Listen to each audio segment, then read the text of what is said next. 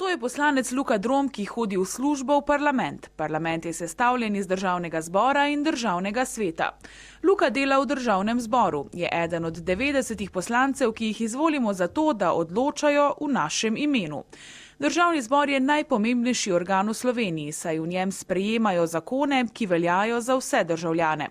Luka Drom hodi na seje, kjer se z ostalimi poslanci pogovarja in jih prepričuje, kako naj bodo napisani in urejeni zakoni. Soodloča pri tem, kako naj država porablja denar in kdo naj zaseda pomembne funkcije v državi, naprimer, kdo naj bo ustavni sodnik.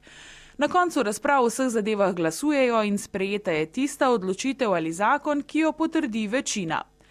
Del parlamenta je tudi državni svet. V njem je 40 svetnikov, to so ljudje, ki zastopajo posebne interese. Danica predstavlja kmete, Žan delavce, Jure delodajalce, Marjeta lokalne skupnosti. Državni svet pri sprejemanju zakonov sodeluje, tako da svetuje in predlaga možne rešitve.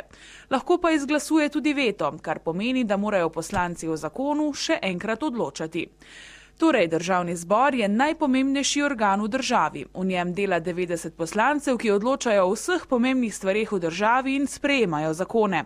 Državni svet pa zastopa interese posameznih skupin in lahko pri oblikovanju zakonov pomaga.